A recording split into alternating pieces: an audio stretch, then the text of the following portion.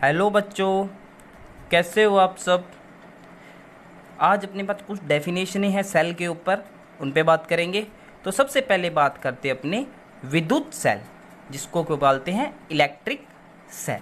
देखो, विद्युत सेल एक ऐसी युक्ति है जो रासायनिक ऊर्जा को किस में बदलती है, विद्युत ऊर्जा में परिवर्तित करती है। उसे अपने क्या बोलते हैं, विद्युत सेल बोलते हैं। रिपीट कर देता हूँ, विद्युत सेल एक ऐसी युक्ति है जो रासायनिक ऊर्जा को किस में बदले, विद्युत ऊर्जा में। उसे अपने क्या बोलते हैं, विद्युत सेल बोलते हैं। तो यहाँ पे मेरे पास एक विद्युत सेल का डायग्राम बनाया हुआ है। मेरे पास एक पात्र है जिसके अंदर विद्युत अपघट्य पदार्थ भरा हुआ है। कैसा पदार्थ भरा हुआ है, विद्युत अपघट्य पदार्थ भरा हुआ है। विद्युत अपघट्य पदार्थ तुमको बताते हो कौन से पदार्थ होते हैं, कि विद्युत अपघट्य वे पदार्थ होते हैं जिनको अपने आयनों में विभाजित कर सकते हैं। जैसे H2SO4 एक क्या विद्युत अपघट्य पदार्थ है, इसको अपने तोड़ सकते हैं, एक तो H प्लस में, दूसरा HSO4 माइनस में। मतलब वे पदार्थ जिन्हें अपने आयनों में विभाजित कर सकते हैं, वे पदार्थ क्या कहलाते हैं, विद्युत अपघट्य पदार्थ कहलाते हैं। ठीक है, इसमें दो इलेक्ट्रोड लगे हुए हैं। ठीक है, ये इलेक्ट्रोड क्या होता है, पॉजिटिव होता है, और ये इलेक्ट्रोड क्या है, नेगेटिव है। ऑब्वियस सी बात है, जो पॉजिटिव होता है उसको अपने क्या बोलते हैं, एनोड बोलते हैं, और नेगेटिव वाले इलेक्ट्रोड को क्या बोलते हैं, कैथोड बोलते हैं। ठीक है, इन दोनों सिरों के बीच मैंने एक प्रतिरोध जोड़ा हुआ है। ठीक है, अपने को पता है जो विद्युत धारा का प्रवाह होता है प्लस वाले से माइनस वाले की तरफ प्रवाहित होगा। देखो, विद्युत धारा प्लस से निकल और माइनस की तरफ आ रही है। तो ये था अपने पास विद्युत सेल का डायग्राम। और जो सेल का प्रतीक होता है, देखो ये बनाया हुआ सेल का प्रतीक, जो बड़े वाली आपको लकीर दिखाई दे रही, मतलब इस प्रकार होता है। जो बड़े वाला डंडा होता है उसको अपने धनायन बोलते हैं, और छोटे वाले को क्या बोलते हैं, ऋणायन बोलते हैं। ठीक है, अब बात करते हैं आंतरिक प्रतिरोध क्या होता है। ठीक है, आंतरिक प्रतिरोध को सबसे पहले बोलते हैं स्मॉल आर।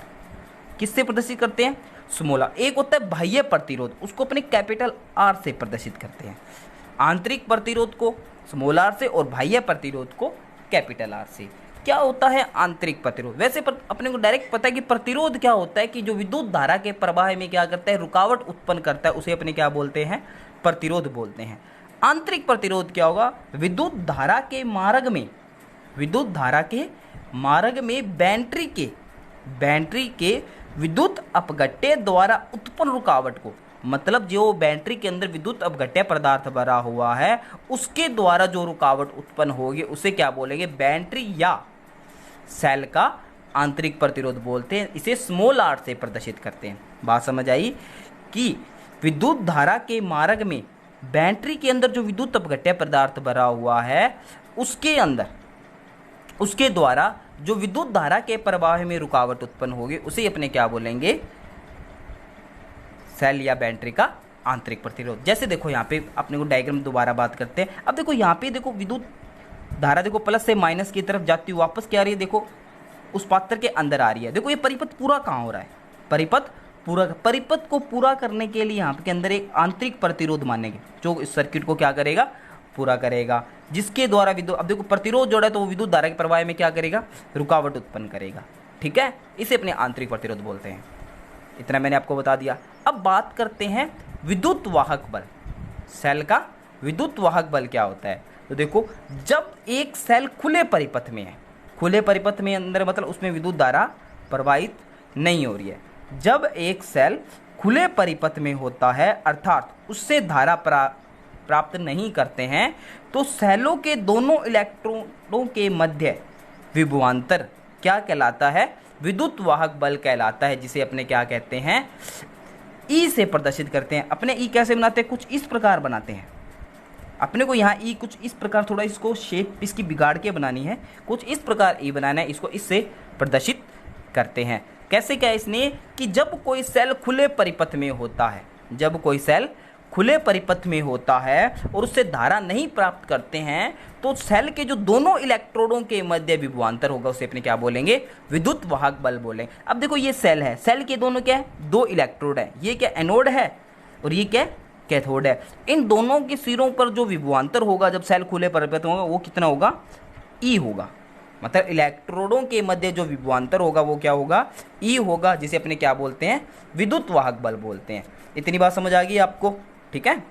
अब देखो टर्मिनल वोल्टता क्या होती है, जब सेल बंद परिपथ में होता है, जब सेल बंद परिपथ में होता है अर्थात इससे धारा प्रवाहित की जाती है, तो सेलों के दोनों इलेक्ट्रोडों के मध्य जो विभवांतर होगा, सेलों के दोनों इलेक्ट्रोडों के मध्य विभवांतर होगा, उसे क्या बोलेंगे, टर्मिनल वोल्टता बोलेंगे, जिसे अपने V से प्रदर्शित करेंगे। ठीक है, अब देखो नेक्स्ट मेरे पास क्या है, सेलों के विद्युत वाहक बल, विद्युत वाहक बल को अपने किससे डिफाइन करते हैं, इस E से डिफाइन करते हैं। टर्मिनल वोल्टता V, टर्मिनल वोल्टता V, आंतरिक प्रतिरोध R, आंतरिक प्रतिरोध स्मॉल r में संबंध बताना। देखो माना किसी ई विद्युत वाहक बल का कोई सेल है जिसका आंतरिक प्रतिरोध R है, के सेल के दोनों टर्मिनलों के मध्य कैपिटल R बाह्य प्रतिरोध जोड़ा जाता है, तो सेलों के द्वारा परिपथ में प्रवाहित विद्युत धारा I। अब देखो सबसे पहले मेरे पास क्या, देखो एक सेल दिया हुआ है, सेल के साथ मैंने अगर परिपथ पूर्ण करना है तो मेरे को क्या जोड़ना पड़ेगा, एक आंतरिक प्रतिरोध जोड़ना पड़ेगा। मैंने आपको विद्युत सेल के अंदर डायग्राम के अंदर बताया था, आंतरिक प्रतिरोध जोड़ेंगे तभी सेल क्या होगा, अपना पूर्ण रूप होगा। जोड़ दिया, और जिसका आंतरिक प्रतिरोध कितना माना है मैंने, स्मॉल r।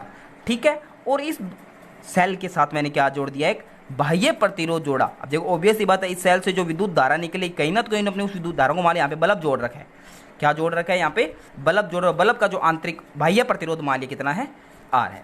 ठीक है, मान लिया यहाँ से जो विद्युत धारा निकलेगी अपने को पता है, यहाँ पे अपने को कोई उपकरण ही जोड़ा जाएगा जिसके लिए अपने विद्युत धारा का यूज कर सकते हैं। ठीक है, और उसके का प्रतिरोध मान लिया कितना है, कैपिटल R है।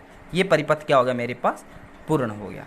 ठीक है, अब देखो चित्रानुसार, अब देखो टर्मिनल वोल्टता की बात करें तो सेलों के दोनों सिरों के मध्य जो वोल्टता होगी वही क्या कहलाएगी, टर्मिनल वोल्टता। देखो डेफिनेशन मैं आपको दोबारा बता देता हूं, जब सेल बंद परिपथ में है तो इससे धारा प्रवाहित की जाती है, तो सेलों के दोनों इलेक्ट्रोडों के मध्य जो विभवांतर होता है उसे क्या बोलते हैं, टर्मिनल वोल्टता बोलते हैं। तो यहाँ पे टर्मिनल वोल्टता कितनी हो जाएगी, ये सेल है, सेलों के दोनों सिरे किससे जुड़े हैं, एक तो ए से, एक किससे जुड़ा हुआ है, बी से, तो VA माइनस VB वो क्या कहलाएगी, टर्मिनल वोल्टता।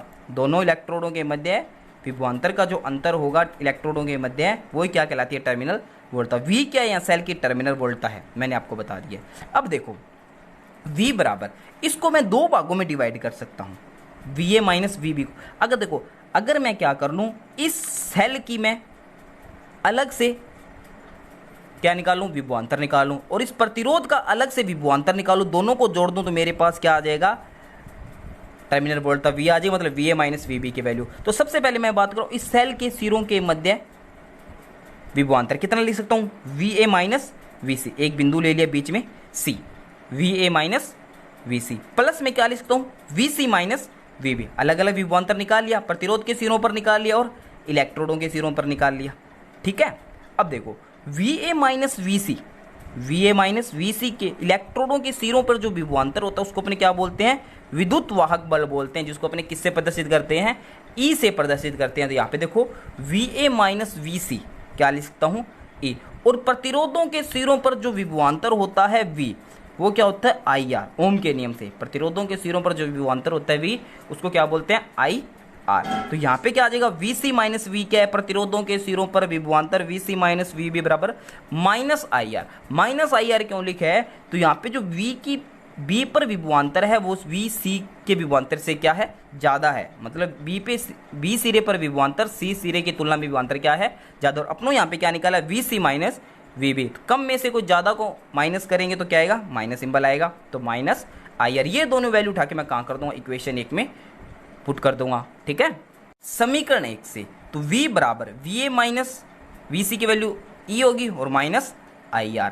ये जो अपने पास रिलेशन आया V बराबर E माइनस IR, ये क्या, ये संबंध किसको बताएगा, जब सेल को निरावेशित होता है, जब सेल क्या हो रहा है, निरावेशित। मैं दोबारा यहाँ पे एक बार डायग्राम शो कर रहा हूँ। देखो ये मैंने एक बनाया है सेल, ये सेल का आंतरिक प्रतिरोध R, और इस सेल के साथ मैंने क्या जोड़ दिया, एक बाह्य प्रतिरोध R जोड़ दिया। ठीक है, R प्लस माइनस, इसका विद्युत वाहक बल E हो गया। अब देखो सेल से क्या हो रही है, धारा निकल रही है, कहाँ जा रही है, बाह्य प्रतिरोध में जा रही है। तो सेल क्या होता जाएगा, अपना डाउन होता जाएगा, मतलब डिस्चार्ज होता जाएगा, निरावेशित होता जाएगा। ठीक है, अब देखो सेल से विद्युत धारा क्या आ रही है, इसके लिए अपनों ने रिलेशन निकाला था इस डायग्राम से। तो यहाँ से सेल से क्या है, विद्युत धारा निकल रही है, तो सेल क्या होता जा रहा है, डिस्चार्ज होता जा रहा है, मतलब निरावेशित होता जा रहा है। तो देखो यह संबंध तभी लागू होगा जब विद्युत सेल क्या होता है, निरावेशित होता है, मतलब निरावेशित होता जा रहा है। ठीक है, अब दूसरी बात देखो, नोट लगा के मैंने यहाँ पे बताई हुई है, यदि जब सेल आवेशित हो रहा है, मतलब सेल में क्या हो रहा है, विद्युत धारा जा रही है, सेल को अपने चार्ज कर रहे हैं।